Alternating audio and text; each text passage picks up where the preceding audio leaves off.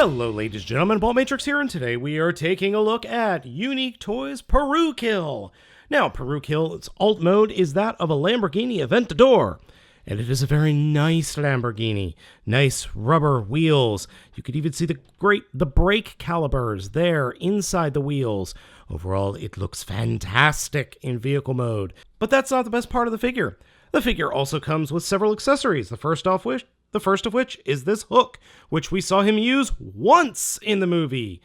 This really cool mask, which again we saw him use once in the movie. A seed, because, you know, this was important in the movie, which we only saw it once or twice. And then finally, quite possibly the absolute greatest accessory known to Transformers kind, a giant Transformers wolf thing named Steeljaw, and a really, really big gun.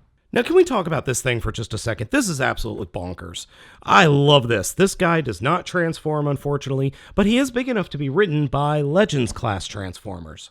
Steeljaw really does feel like a figure from the original 1980s He-Man line, simply because he doesn't have that much in terms of articulation. His head and mouth both move, mouth open and closes. Legs have very limited articulation, 3 points of articulation on the front legs apiece, and then 3 points of articulation on the back legs apiece. So you can get some fearsome doggy poses, but that's about it.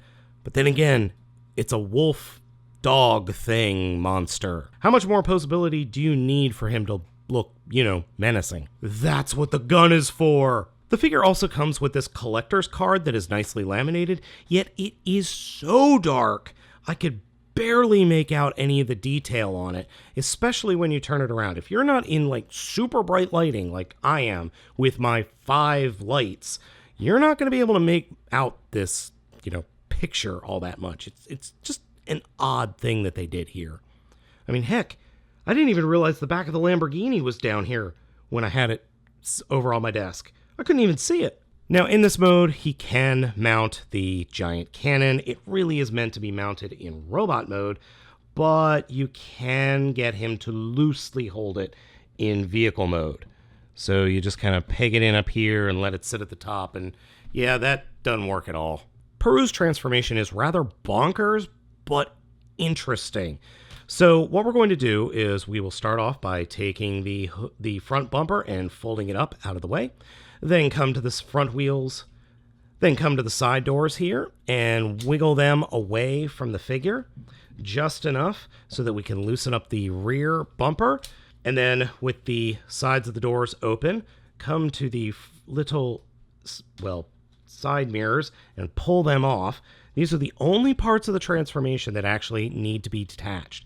And they don't have to be detached. It just looks better at with the final product. Next, come to the door and fold that in towards the body. Then that will loosen up the rear fender that is above the wheel. And you can then collapse that rear fender over itself, fold it on, then flip it over to where the side door was. Take the bumper, turn it 180 degrees around, and then slide it back onto the tab and just close that up like that. And then repeat the same thing on the other side. The only difference is on the other side, there is a tab hole and a tab extended. So you want to make sure you peg that into the necessary ports.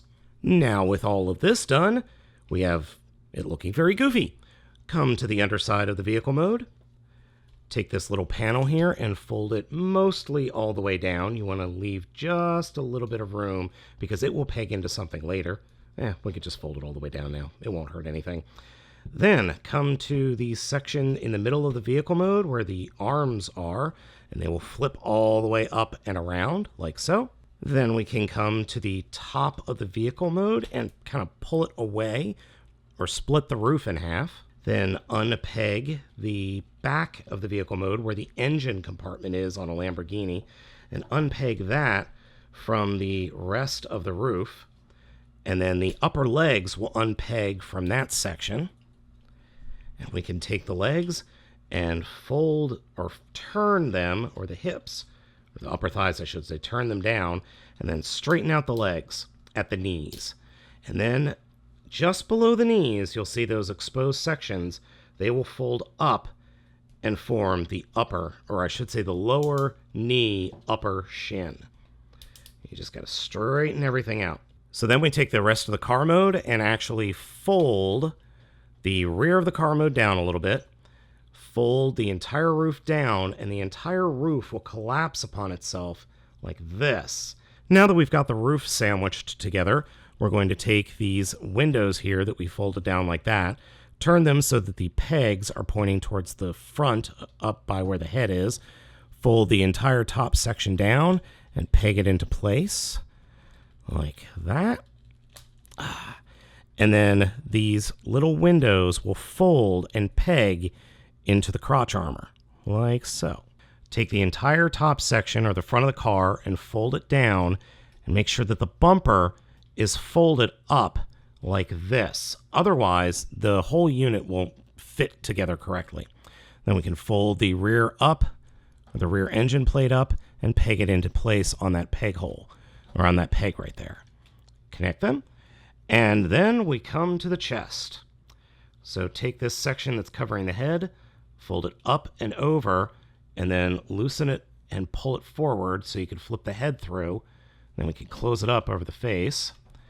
Then when in this position, the wheels will then fold out and straighten out and clip into place, like so. We can then bring the chest down, and the chest will peg into these two peg holes by my fingers. Straighten the arms out, or the shoulders out. Fold the arms down. Flip out the hands and get them positioned correctly, or as however you want them to be. And then the missile pods will flip out and around, and they won't clip on anything, but they will help hold these wheels in place. And they are slightly posable.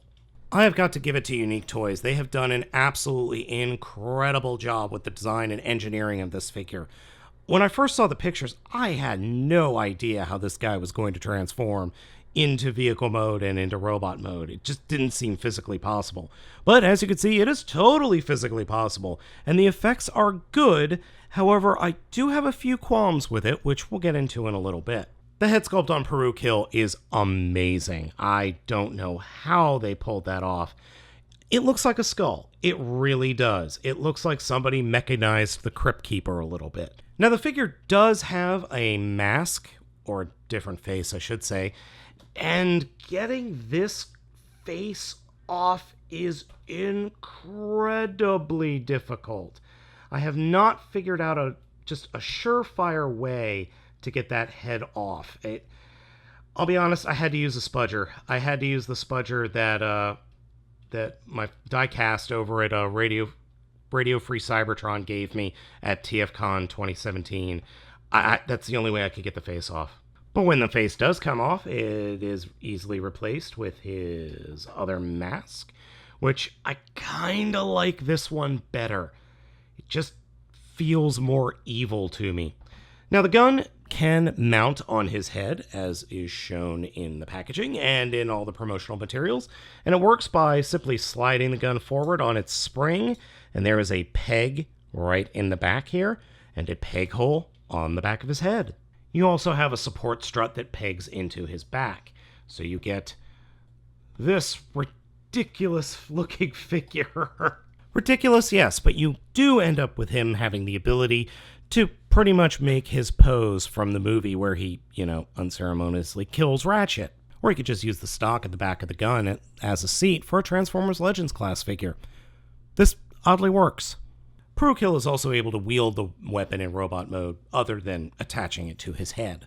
And then the claw weapon is able to be attached by simply folding the hand up and then using the peg hole that is at the top of the hand and just kind of peg that into place.